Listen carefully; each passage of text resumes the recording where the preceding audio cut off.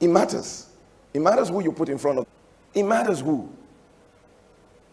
That is why even if we have a meeting and you say you have a word of prophecy, if we don't know you, we'll first of all investigate the prophecy before you say it to everybody else.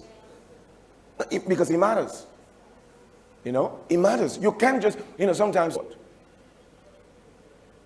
women have gotten into the wrong relationship because, listen to me, brothers and sisters particularly,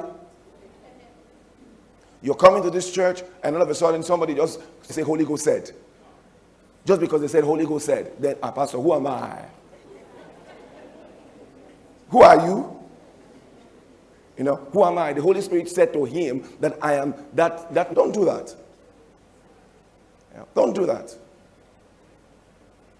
In fact, if the Holy Spirit said it to you, all the things that God said to Mary, Mary kept it in her heart.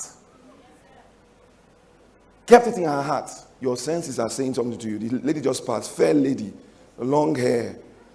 Your senses just started moving. She's the one, she's the one. Holy Spirit spoke. How many Holy Spirit is speaking? Maggie.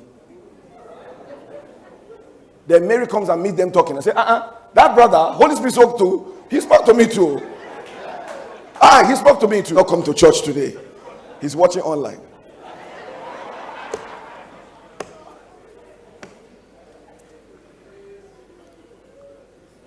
Come on, praise God.